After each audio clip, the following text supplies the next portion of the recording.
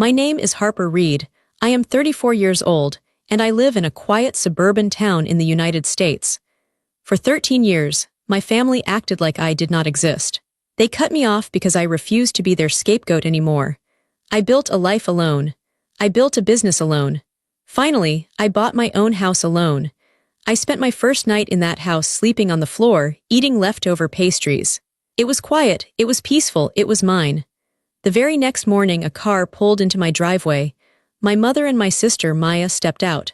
They were dragging heavy suitcases. They did not knock. They just walked up the steps like they owned the place. My mother didn't say hello. She didn't say congratulations. She just pointed at the big window upstairs.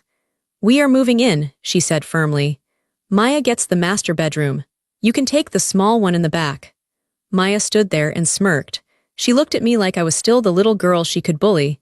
She thought nothing had changed. She thought I was still the daughter who would give up everything just to make them happy. But I didn't cry. I didn't yell. I just smiled. Because last night, before I unlocked the front door, I made sure they could never take this from me. But before I tell you how everything flipped, like and subscribe, drop a comment. Where are you watching from? My name is Harper Reed. I am 34 years old. To understand why my mother and sister standing on my doorstep was so absurd, you have to understand how I grew up. I was the oldest daughter. In some families, that is just birth order. In my family, it was a job title. From the time I was 7 years old, I understood my role. My role was to make things easier for my parents. My role was to be invisible until I was needed, and then to be indispensable. My sister, Maya, was born when I was 5. She was different from the moment she arrived. She cried more. She needed more holding. My parents were obsessed with her. They looked at her like she was a piece of very expensive glass that might shatter if the wind blew too hard. I was not glass. I was plastic.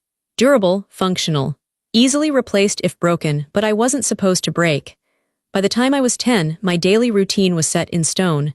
I woke up first. I made my own breakfast. Usually toast, because it was quiet and didn't make a mess. Then I laid out Maya's clothes for school. If I picked the wrong color, Maya would cry and Mom would sigh at me, a heavy, disappointed sigh. So I learned to pick the right colors. I packed 2 lunches, one for me, one for Maya. Mine was simple. Maya's had to have the crusts cut off the sandwich, and the fruit had to be sliced just right, or she wouldn't eat it. After school, I walked Maya home. I made sure she did her homework. If she didn't understand a math problem, she would throw her pencil across the room and scream. My mother would run in from the other room. "Harper, what are you doing to her? Can't you see she is stressed? Explain it better." It was always my fault the math was hard. It was always my job to fix Maya's frustration. While Maya watched cartoons to calm down, I started chores. I folded the laundry. I emptied the dishwasher. I peeled potatoes for dinner. My parents both worked and they came home tired. I wanted them to be happy. I thought if the house was clean and dinner was started, they would smile at me. They would notice me. Sometimes they did say thank you. But usually, they just seemed relieved they didn't have to do it. It wasn't praise. It was just an expectation met. Maya had no chores. If my father asked her to take out the trash, my mother would intervene. "Oh honey, don't make her do that. She has ballet practice later. She needs her rest. Harper can do it." Harper can do it. That was the motto of our house. If Mom had a headache, I brought her aspirin and kept the house quiet. If Dad had a bad day at work, I made sure dinner was on time and Maya didn't bother him. I was the emotional buffer. I absorbed the stress in the house so it wouldn't touch Maya. I remember one summer when I was 14. I wanted to go to a sleepaway camp for a week. I had saved up babysitting money to pay for half of it. I presented the plan to my parents at dinner. My father looked interested, but my mother immediately looked worried. "But who will watch Maya in the afternoons?" she asked.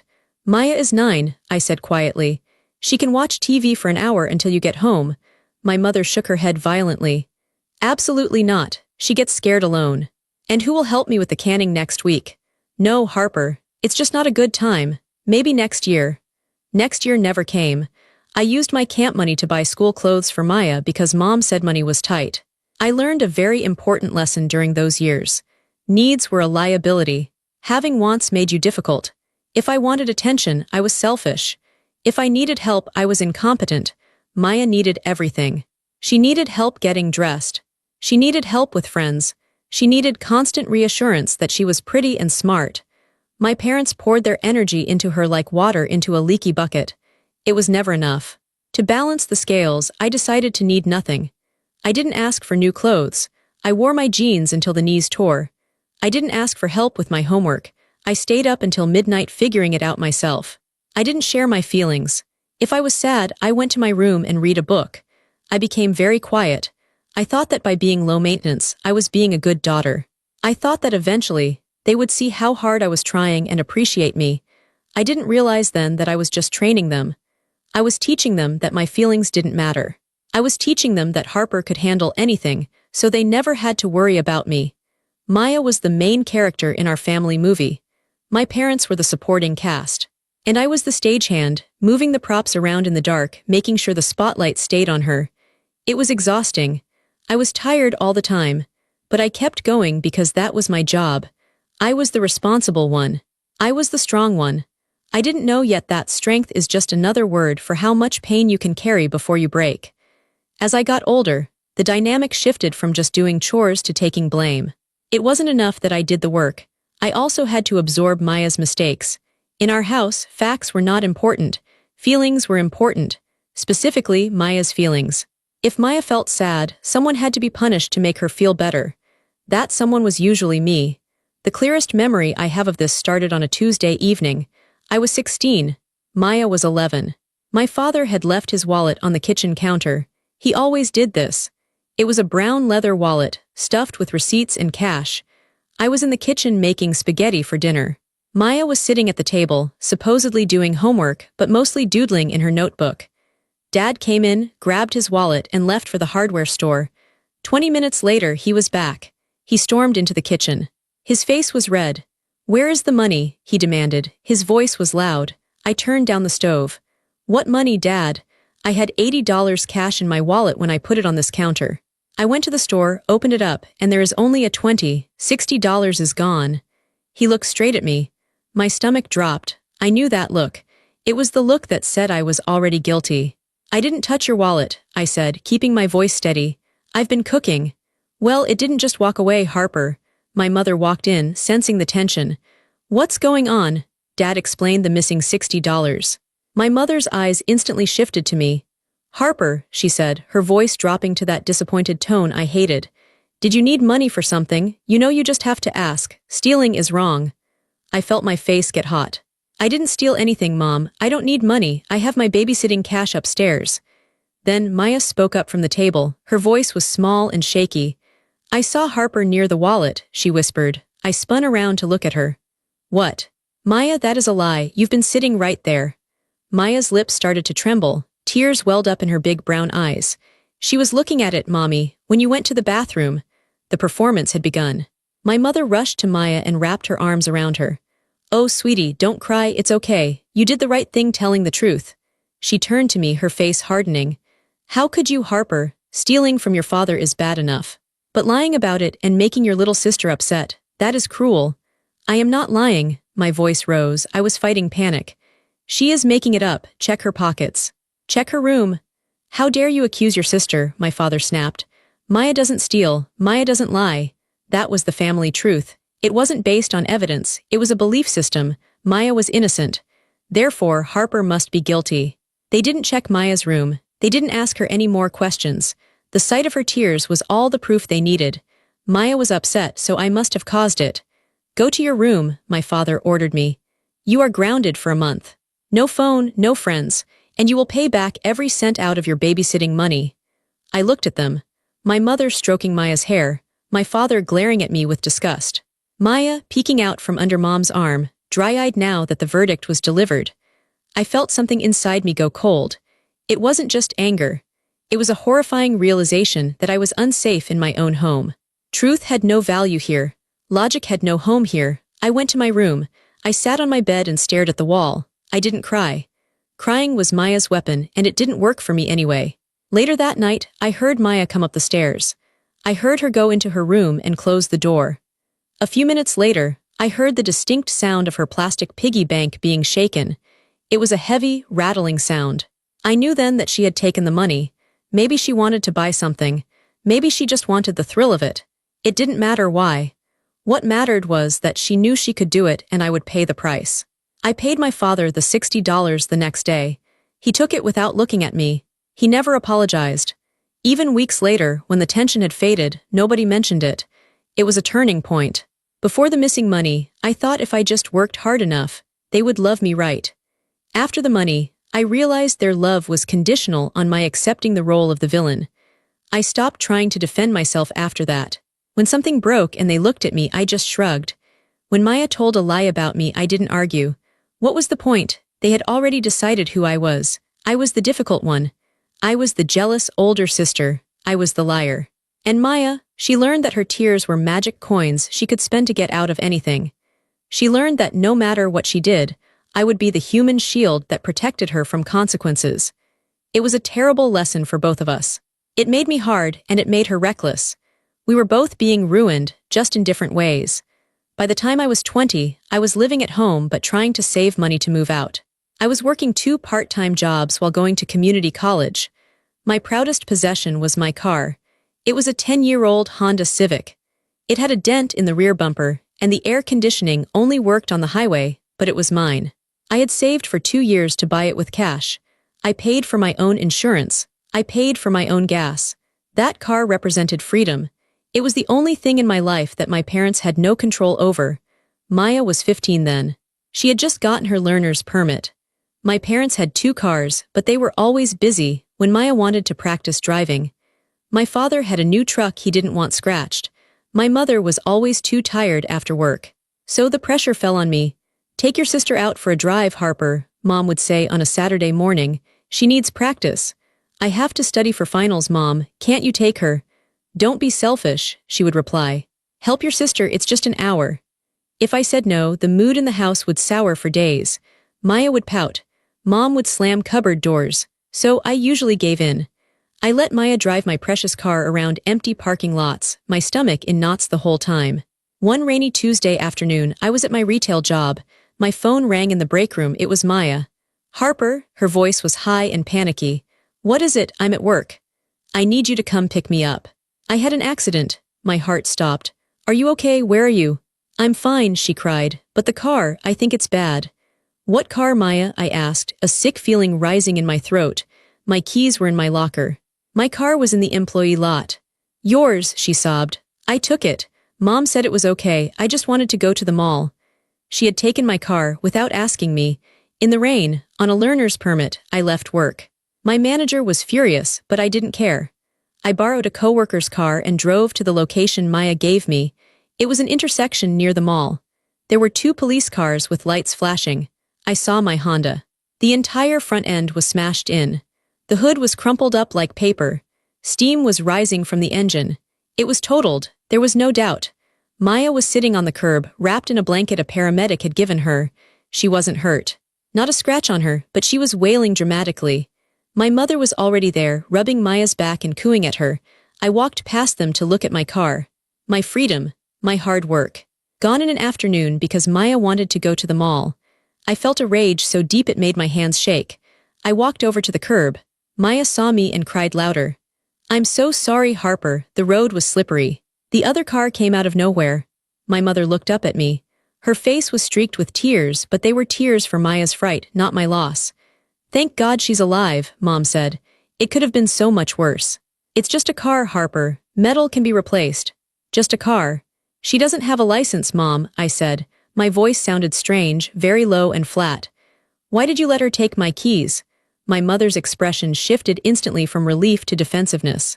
"Well, she needed to go to the mall. You were at work. I didn't think you would mind. You weren't using it." "It's my car. I pay for it. You had no right." "Stop it, Harper," Mom snapped. "Look at your sister. She is traumatized. Now is not the time to talk about money. You should be grateful she isn't dead." "She wrecked my car," I yelled. It was the first time in years I had raised my voice. "She stole my car and wrecked it," Maya wailed. "See, she hates me. She only cares about her stupid car." My mother stood up and got in my face. "How dare you yell at her right now? You are being heartless. If you had been a better sister and taken her driving more often, maybe she would have been better prepared. This is your fault as much as hers. You should have reminded her to be careful." I stared at my mother. The words didn't even make sense. Maya steals my car, crashes it, and somehow, it's my fault because I didn't remind her to be careful. It was absurdist theater. It was insanity. I looked at Maya, still performing her grief on the curb. I looked at my mother, her face full of righteous indignation on Maya's behalf. And in that moment, something inside me snapped. It wasn't a loud snap. It was a quiet, permanent break. I realized with crystal clarity that it would never end. Maya would be 50 years old, burning down a house, and my mother would be standing there blaming me for buying the matches.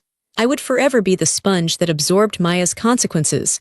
I was done. I didn't argue anymore. I didn't yell. I just turned around and walked away. "Where are you going?" my mother called after me. "We need a ride home." I kept walking. I walked back to my coworker's car. I drove back to work. I finished my shift. I didn't have a car anymore. The insurance check went to pay off the small loan I still had on it. I got nothing. I was back to zero.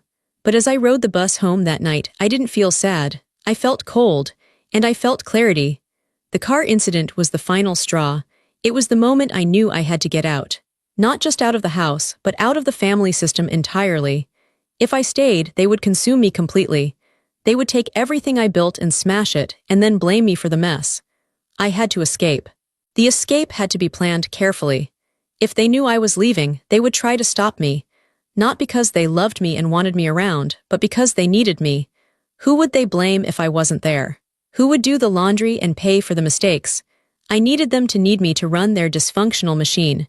For 3 months after the car crash, I played the role perfectly. I was quiet. I took the bus to work and school. I didn't complain about the loss of my car. I did my chores. I listened when Mom vented about her day. I stayed out of Maya's way. They thought I had accepted my punishment. They thought things were back to normal. But in secret, I was preparing. I opened a new bank account at a different bank, one my parents didn't use. Every spare dollar I earned went into that account. I stopped buying coffee. I ate ramen noodles. I saved with desperation. I started looking for roommates online. I found 2 girls looking for a third in a cheap apartment near the college. It was small, and the neighborhood wasn't great, but it was affordable. I signed the lease without telling anyone. Slowly, I started moving my things out. I couldn't walk out with suitcases. That would trigger an explosion. So I moved out one backpack at a time. Every morning when I left for school, my backpack was stuffed not just with books, but with clothes. I would take them to the new apartment and drop them off. I moved my winter coat in July so they wouldn't notice it missing. I moved my books, my few keepsakes, my shoes. My room at home was getting emptier, but it was gradual enough that they didn't notice. They never really looked in my room anyway. It was just the space where the service staff slept. Finally, the day came. It was a Saturday. My parents were out grocery shopping. Maya was at a friend's house. I packed the last of my things into 2 garbage bags, my bedding, my toiletries, my alarm clock. I didn't leave a dramatic letter. I didn't want the final word. I just wanted peace. I wrote a simple note on a piece of notebook paper and left it on the kitchen counter. "Mom and Dad, I have moved out. I am safe. Do not worry about me. Harper." I left my house key next to the note. I called a taxi, loaded my garbage bags, and didn't look back as the car drove away. When I got to my new apartment, my room was just a mattress on the floor and piles of clothes. But the air tasted different there. It tasted like mine. The fallout was immediate, but it didn't happen to my face. It happened over the phone and online. My mother called me 20 times that first night. I didn't answer. I let it go to voicemail. The voicemail started out angry, demanding to know where I was. Then they turned weepy, asking how I could abandon them. Then they turned vicious, accusing me of being an ungrateful child after everything they had done for me. I listened to them once, then deleted them. I sent one text message: "I am fine. I need space. Please respect that." They didn't respect it. A week later, the online assault began. Maya was the general of this army. She started posting vague, emotional status updates on social media. "Can't believe someone you love could just walk away without a word. Feeling so abandoned right now. Family is supposed to stick together." She never used my name. She didn't have to. Everyone knew who she meant. Then came the comments from aunts, uncles, and cousins. People I had known my whole life. People who had watched me raise Maya while my parents worked. "Stay strong, sweetie. Some people are just selfish." "Aunt Sarah, we are here for you, Maya. We won't leave you." "Cousin Bate, disgusting behavior. You are better off without that kind of negativity." "Uncle Bob," they believed her instantly. Nobody called me to ask my side of the story. Nobody asked, "Harper, why did you leave?" They just saw Maya's virtual tears and assumed I was the monster. I became the villain in a story I didn't even know was being written. It hurt. It hurt terribly to see people I loved turn against me based on half-truths and manipulation. I wanted to defend myself. I wanted to write long paragraphs explaining the years of emotional neglect, the stolen money, the wrecked car, the constant blame. But I knew it wouldn't matter. They had their narrative. Maya was the victim, Mom and Dad were the suffering saints, and I was the cold-hearted traitor who ran off. So I did the hardest thing I've ever done. I stayed silent. I unfollowed them all. I blocked the ones who sent nasty messages. I retreated into my new life. It was lonely. My roommates were nice, but they had their own lives. I spent a lot of nights eating cereal for dinner and staring at the wall, wondering if I had made a mistake. Maybe I was selfish. Maybe I should have stayed and tried harder. But then I would remember the sight of my crushed car and my mother's face telling me it was my fault. And I knew I had to stay away. I had escaped the burning house. But I was standing outside alone, watching the smoke, realizing I had no one left but myself. It was the beginning of 13 years of silence. 13 years of building a life from scratch, brick by painful brick. After I left, the silence was the loudest thing in my life. For the first few months, I woke up every day expecting to hear my mother yelling or Maya crying. But there was only the sound of traffic outside my cheap apartment window. I was free, but I was empty. I had spent 21 years being Harper the helper. I didn't know who Harper was when she wasn't helping someone else. I went to work. I went to class. I came home. I stared at the ceiling. I needed something to fill the time. I needed something that made sense. I started baking. It started by accident. One rainy Sunday, I was feeling particularly lonely. I missed the smell of a full house, even if that house was toxic. So I bought a bag of flour, some sugar, and a stick of butter. I made cookies. I followed the recipe exactly. 1 cup of sugar, 2 cups of flour.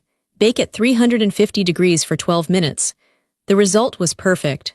The cookies were golden brown. They were sweet.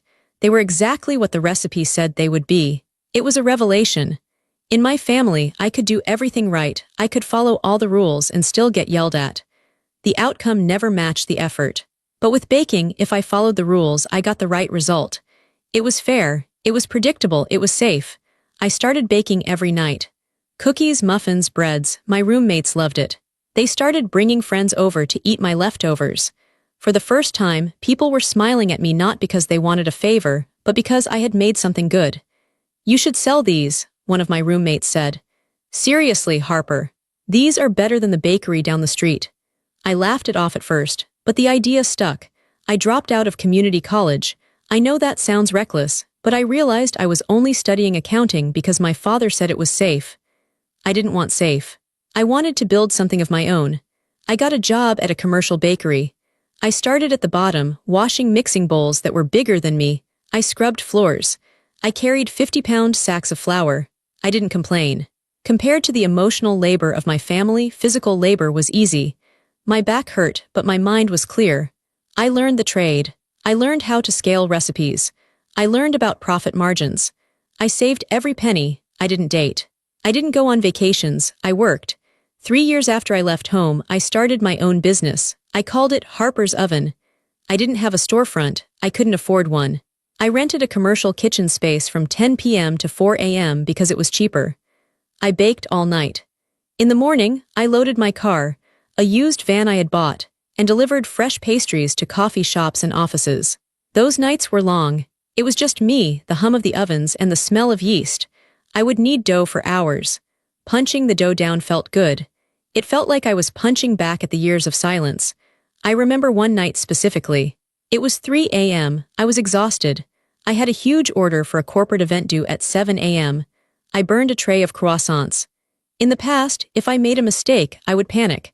I would hear my mother's voice calling me useless. I looked at the burnt croissants. I didn't panic. I just threw them in the trash. I wiped the pan. I started a new batch. "I can fix this," I said out loud to the empty room. "I made the mistake and I can fix it." It was a small moment, but it felt huge. I was in control. My business grew. The coffee shops wanted more. I got contracts with 3 local hotels. I couldn't do it alone anymore. I hired my first employee, a woman named Alina.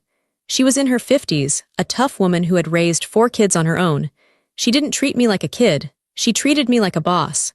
One day, we were packaging orders. "You work too hard," Elena said, tying a ribbon on a box. "You never go home." "I have to make sure it's perfect," I said. "It is perfect," she said firmly. "You built a good thing here, Harper. You can rest for a minute." Hearing that from her, an older woman, a mother figure, made my throat tight. It was the approval I had chased my entire childhood. And I got it not by sacrificing myself, but by working hard for myself. By the time 10 years had passed, Harper's Oven was a real brand. I had a storefront, I had 15 employees, I had a manager who handled the daily stress. I had money in the bank. Real money, not just survival money. But the most important thing I had built wasn't the business. It was my spine. I had learned that I was capable. I had learned that I didn't need to be a victim. I still thought about my family. Sometimes, late at night, I would look them up online. I saw photos of Maya. She was still living with my parents. She had gone through a string of short-term jobs. She posted a lot of selfies with captions about haters and bad vibes. She looked the same, pretty, pouting, demanding attention. My parents looked older, my father looked tired. My mother looked pinched. They were stuck in the same cycle. They were still playing the same roles. Maya was the princess and they were the servants. I felt a strange emotion. It wasn't anger anymore. It was pity. They were trapped in a prison of their own making. I was the only one who had escaped. Work made sense to me. Inputs led to outputs. Effort led to reward. People were harder, but I was learning. I had friends now. Real friends who didn't ask for money or favors. We went to dinner, we laughed. If I said no to a plan, they didn't get mad. They just said, "Okay, maybe next time." It was a simple, quiet revelation. Love isn't supposed to hurt. Relationships aren't supposed to be transactions. I was 33 years old. I was a business owner. I was independent. And I was ready for the next step. I was ready to put down roots that they could never rip up. For 13 years, I rented. I moved 4 times. I never unpacked all my boxes. I never painted the walls. I lived like a guest in my own life. I think deep down, I was afraid. I was afraid that if I got too comfortable, someone would come and take it away. I was afraid to claim space. But after the business stabilized, I realized I had too much money sitting in my savings account. My accountant told me I needed to invest. "Buy a house, Harper," he said. "Stop paying someone else's mortgage." The thought terrified me. A house was permanent. A house was a statement, but I started looking. I looked at small condos first. Safe little boxes, but they didn't feel right. I had spent my life making myself small. I didn't want to live in a small box anymore. Then I saw the house on Elm Street. It was a 2-story colonial. It had a big porch. It had a garden that was overgrown but beautiful. And it had a kitchen. A massive, sun-drenched kitchen with an island in the middle. I walked into that kitchen and I felt it. I felt the air leave my lungs. This was it. This was the place where I would bake cookies for fun, not just for work. This was the place where I would host Thanksgiving dinners for my chosen family. It was expensive. It was at the very top of my budget. The old Harper would have run away. The old Harper would have said, "That's too nice for you, you don't deserve that." But the new Harper looked at the price tag and did the math. I could afford it. I had earned it. I put in an offer. It was a stressful month. There were inspections, counteroffers, paperwork. I did it all alone. I sat in the bank offices and signed my name 100 times. Harper Reed, Harper Reed. On the day of the closing, the title officer handed me a heavy set of keys. "Congratulations," she said. "It's all yours." I drove to the house. It was empty. The previous owners had moved out days ago. I unlocked the front door. The sound of the deadbolt clicking open was the most beautiful sound I had ever heard. I walked inside. My footsteps echoed on the hardwood floors. I walked through the living room, the dining room, the kitchen. I went upstairs. There were 4 bedrooms. The master bedroom was huge. It had a bay window that looked out over the street. It had its own bathroom with a soaking tub. I stood in the middle of the room. I thought about the bedroom I had grown up in, the one my mother could enter at any time, the one where I had no privacy. "This is mine," I whispered. I didn't have furniture yet. The movers were coming the next day. I had a folding chair, a sleeping bag, and a box of leftover pastries from the bakery. That night, I sat on the folding chair in the middle of my empty living room. I ate a croissant. I watched the sun go down through the big windows. I felt a peace I had never known. It wasn't just quiet, it was stillness. There was no tension in the air. There was no expectation that I needed to be doing something for someone else. I was safe. I was the owner. If anyone wanted to come in here, they had to knock. If I didn't want to let them in, I didn't have to. I slept on the floor that night. The sleeping bag was hard, but I slept deeply. I didn't dream about my family. I dreamed about planting flowers in the garden. The next morning, I woke up with the sun. I felt energized. I had a whole day of unpacking ahead of me. I was going to paint the walls blue. I was going to buy a big, soft rug. I was making coffee on a camping stove in the kitchen when I heard a car door slam outside. It was early, 8 a.m. I wasn't expecting the movers until noon. I walked to the front window and looked out. My blood ran cold. There was a gray sedan in my driveway. I recognized it immediately. It was my father's car. My mother was getting out of the passenger side. She looked exactly the same, just grayer. She was wearing a determined expression. Then the back door opened. Maya stepped out. She was 30 years old now, but she was dressed like a teenager, leggings and an oversized sweatshirt. She was looking at the house with wide, hungry eyes. She pointed at the second floor. She said something to my mother, and they both nodded. Then they went to the trunk. My father got out and popped the lid. They started pulling out suitcases. Big, heavy travel suitcases. 3 of them, then a box. Then a garment bag. I stood frozen behind the curtain. My heart was hammering against my ribs. How did they know? How did they find me? I realized then social media. I hadn't posted, but my real estate agent had.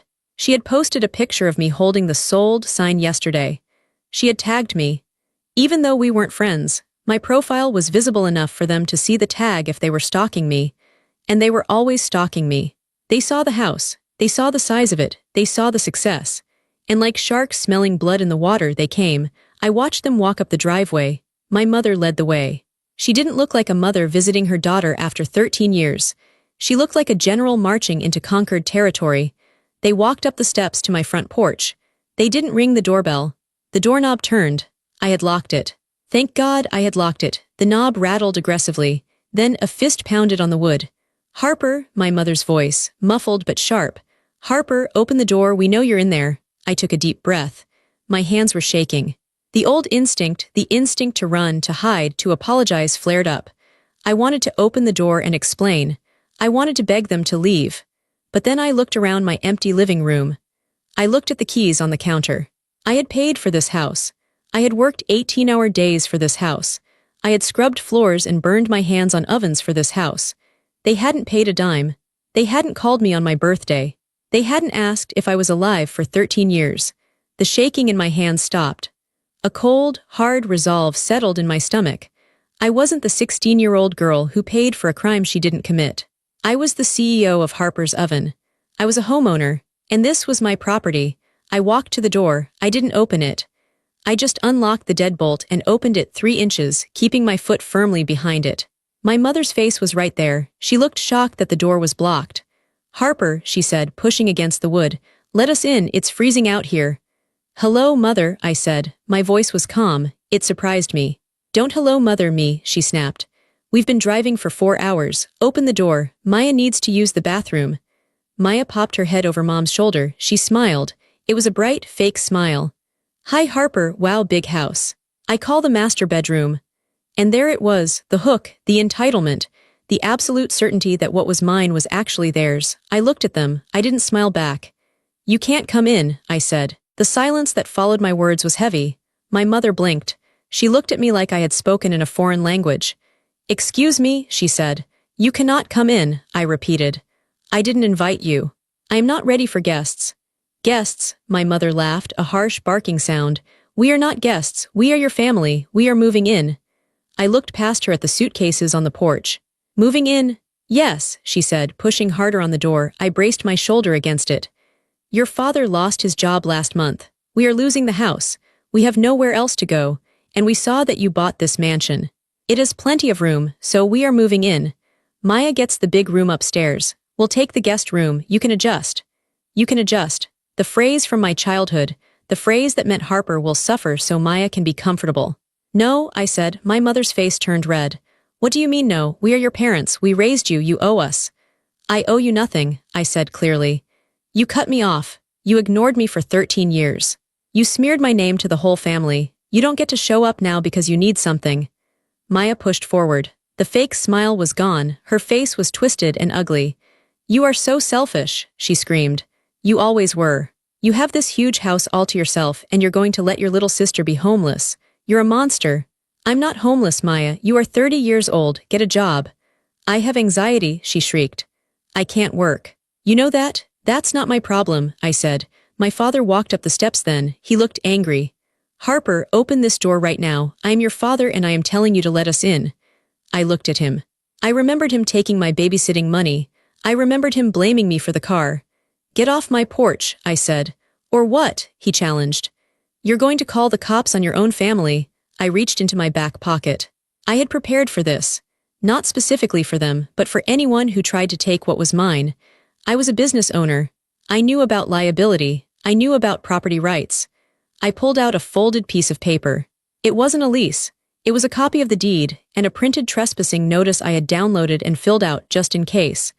Actually, yes, I said.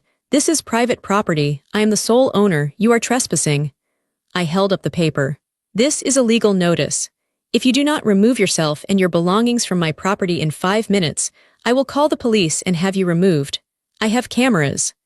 I pointed to the small black camera mounted above the door. I had installed it yesterday. They looked up. Their faces fell. They realized this wasn't an emotional argument they could win with guilt. This was a legal situation. You wouldn't, my mother hissed. What will the neighbors think? I don't care what the neighbors think, I said. I care about my peace. You have 5 minutes.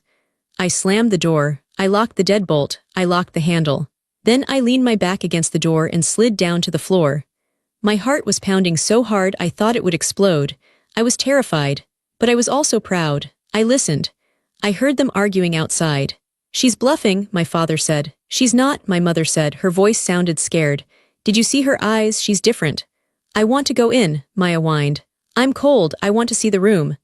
Shut up, Maya, my father yelled. That was new. They never yelled at Maya. I waited. I watched the time on my phone. 3 minutes, 4 minutes. I pulled up the number for the police non-emergency line, my thumb hovering over the call button. I wasn't bluffing. I would do it. At 4 minutes and 30 seconds, I heard the heavy sound of suitcase wheels rolling on wood.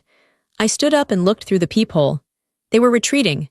My father was dragging the bags down the stairs, looking defeated. My mother was walking stiffly, not looking back. Maya was trailing behind, crying loudly, looking back at the house with pure hatred.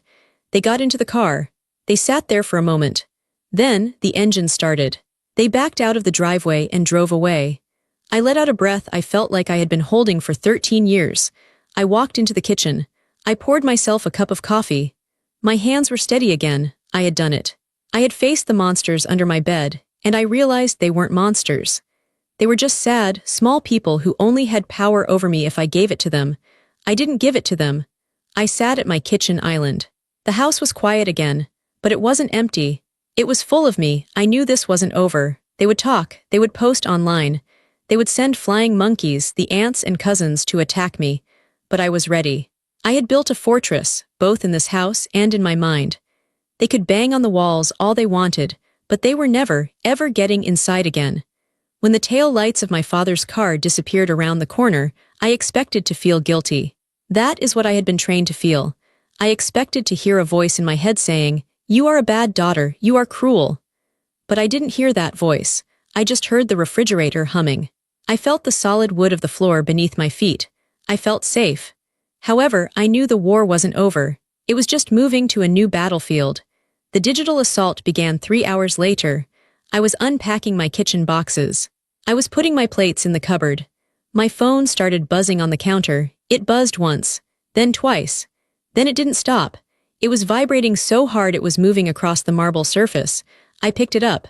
I had 40 notifications. Maya had gone to work.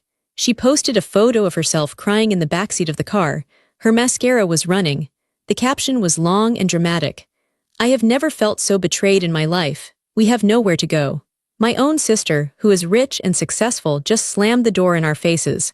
She left our parents on the street. She has a mansion with empty rooms, but she won't help her own flesh and blood. I am shaking. I don't know what we are going to do. Please pray for us. She didn't mention that I had offered to help them find a shelter. She didn't mention the 13 years of silence. She didn't mention the trespassing. She just painted a picture. Harper the monster, Maya the victim. Then came the messages from the relatives. These were the flying monkeys, the people the narcissist sends to do their dirty work. My Aunt Linda, who hadn't sent me a birthday card since I was 12, sent a text. Harper, I saw Maya's post. I am disgusted. How could you do this to your mother? Call me immediately. My cousin Steve sent a Facebook message. You think you're better than everyone because you have money now, you're trash. Family helps family. My mother left a voicemail. She was crying. Harper, please, we are at a motel. It's dirty. Your father is depressed. Just let us stay for a week. We promise we won't bother you. I sat on a stool in my kitchen. I looked at the phone. The old Harper would have responded to every single message. I would have typed out long paragraphs explaining my side. I would have sent screenshots of the deed. I would have tried to prove I was a good person. But I realized something. They didn't want the truth. They wanted a villain. It is easier to blame the rich sister than to ask why the parents have no savings after 40 years of working. It is easier to hate me than to hold Maya accountable for being 30 years old and jobless. I didn't reply to the texts. I didn't reply to the comments. Instead, I went to my laptop. I opened a blank document. I wrote a contract. It wasn't a legal contract exactly. It was a boundary contract. I typed it out slowly. I kept it simple. To Mom, Dad, Maya from Harper subject. Moving forward, I am writing this to set clear rules. If you want to have any contact with me, you must follow these rules. There are no exceptions. 1. Housing. You will never live in my house. Do not ask again. If you show up at my property uninvited, I will call the police again. 2. Money. I will not give you money. I will not pay your debts. 3. Communication. You are blocked on my phone. You can only contact me via email. I will check my email once a week on Sundays. If you send abusive messages, I will block your email too. 4. The truth. If I see one more lie about me on social media, I will hire a lawyer and sue you for defamation. I have the money to do it. Delete the posts now. Harper, I hit send. I expected an explosion. And I got one. My email inbox flooded with rage. My father replied in all capital letters calling me an ungrateful brat. Maya sent an email saying I was dead to her. I didn't read them all. I scanned them for threats, saw none, and closed the laptop. I stuck to my plan. I didn't answer. A week passed, then 2. The silence from my end forced them to face reality. They couldn't live on anger. They needed money. They needed a place to live. And since I wasn't going to save them, they had to save themselves. I heard through a friend that they rented a small 2-bedroom apartment in a bad part of town. It wasn't the luxury they wanted, but it was a roof. Then, the most shocking thing happened. I was at the grocery store 3 towns over about 2 months later. I turned the corner into the cereal aisle. I saw a woman stocking shelves. She was wearing a green uniform vest. She looked miserable. She was slamming the boxes onto the shelf. It was Maya. I froze. I watched her for a moment. She looked tired. Her hair wasn't done. She wasn't wearing makeup. She was working. She saw me. Her eyes went wide. She looked at my cart, full of fresh food. She looked at my nice coat. I expected her to scream. I expected a scene, but she didn't scream. She looked ashamed. She looked down at the floor and turned her back to me. I realized then that my cruelty had actually been the only thing that helped her. As long as I was the safety net, she never had to walk. By cutting the net, she hit the ground. And when she hit the ground, she finally stood up. I didn't say hello. I turned my cart around and walked away. 6 months after the incident on the porch, I received an email from my mother. Subject, coffee, Harper. I deleted the posts. Maya is working. Dad found a part-time job. We are managing. I would like to see you. Just for coffee, no asking for things, just to talk. Mom, I waited 3 days to answer. I thought about it carefully. Did I want to see her? I decided yes. But on my terms, I replied. I will meet you at the Starbucks on Main Street. Tuesday at 10 a.m. You come alone. If you bring Dad or Maya, I leave. If you ask for money, I leave. 30 minutes. I arrived early. I sat near the door so I could escape if I needed to. My mother walked in. She looked smaller than I remembered. She ordered her own coffee and paid for it. That was a first. She sat down opposite me. She didn't hug me. She knew better. You look good, Harper, she said. I am good, I said. How are things? Hard, she admitted. Maya hates her job. Your father hates the apartment. It is very small. She paused, waiting for me to offer help. Waiting for me to say, oh, let me write you a check. I took a sip of my coffee. That sounds difficult, I said. I offered nothing. She sighed. She looked at my hands resting on the table. She looked at the diamond ring I had bought for myself on my right hand. You really aren't going to help us, are you? She asked softly. Not even a little bit. Mom, I said, looking her in the eye. I am helping you. I am letting you learn how to be adults. I am letting Maya learn that actions have consequences. That is the best help I can give. She looked angry for a second, the old flash of resentment. But then it faded into resignation. She knew she had no power here. I held all the cards. You've changed, she said. You used to be so sweet. I used to be a doormat, I corrected. Now I'm a person. We finished our coffee. We talked about the weather. We talked about a movie she saw. It was shallow. It was polite. It wasn't the warm mother-daughter connection you see in movies, but it was real. When the 30 minutes were up, I stood. I have to go to work, I said. Will I see you again? She asked. There was a desperate note in her voice. Maybe, I said. Send me an email next month, we'll see. I walked out to my car. I didn't cry. I felt light. I realized that I didn't hate them anymore. And I didn't need them to love me. I had established the boundary. It was an electric fence. They could look at me, they could talk to me, but if they tried to cross the line, they would get shocked. And they knew it. It has been 2 years since I bought the house. The house is different now. It isn't just a building I own. It is a home I live in. I painted the kitchen a soft yellow. It catches the morning light. I bought a huge oak dining table that seats 12 people. When I first bought the table, I wondered if it was a mistake. I had no family to fill the seats. I thought it would just be a reminder of what I didn't have. But I was wrong. Last Thursday was Thanksgiving. In the past, Thanksgiving was a day of terror. It meant cooking for 10 hours while my mother criticized the turkey. It meant watching Maya get the biggest slice of pie while I did the dishes. It meant headaches and shouting. This Thanksgiving was different. I woke up at 8 a.m. I didn't rush. I put on music, jazz, loud and smooth. I baked 3 kinds of pie because I wanted to, not because I had to. At 2 p.m. the doorbell rang. It wasn't my parents. It wasn't Maya. It was Alina, my manager from the bakery, and her husband. Then came Sarah, a friend I met at a yoga class. Then came Marcus, my neighbor who helped me fix my fence. Then came 3 of my former roommates from my early 20s. People came in carrying bottles of wine, side dishes, and flowers. They hugged me. Real hugs. The kind where people squeeze you because they are happy to see you. Harper, the house smells amazing, Alina said, kissing my cheek. I made the stuffing spicy, just like you like it, I told her. We sat around the big oak table. There was no head of the table. There was no hierarchy. There was no golden child and scapegoat. There were just friends. We ate. We laughed so hard that Marcus spilled his wine. Nobody yelled at him. We just grabbed a towel and wiped it up, laughing even harder.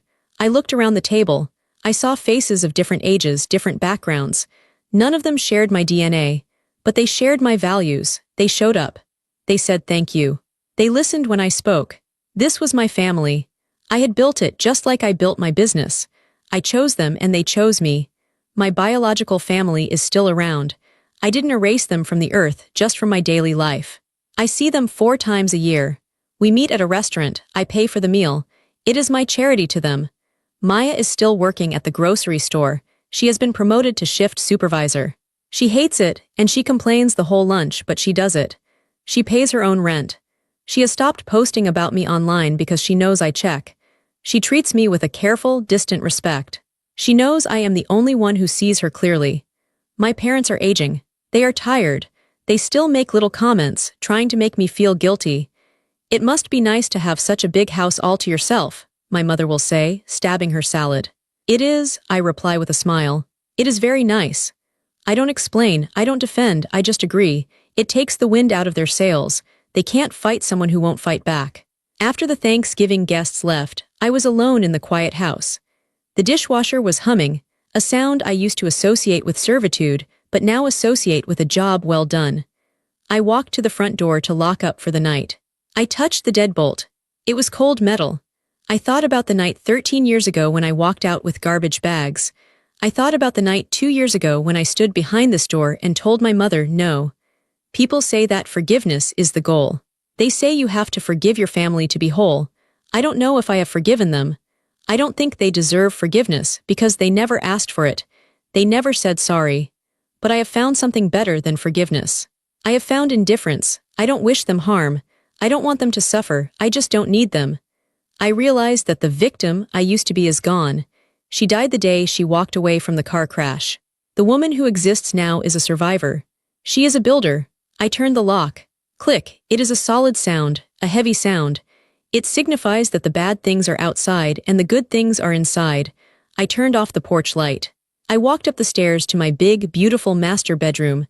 I put on my pajamas. I climbed into my soft bed. I closed my eyes. The house was silent. My heart was quiet. And for the first time in my life, I wasn't waiting for the other shoe to drop. I was just Harper, and that was finally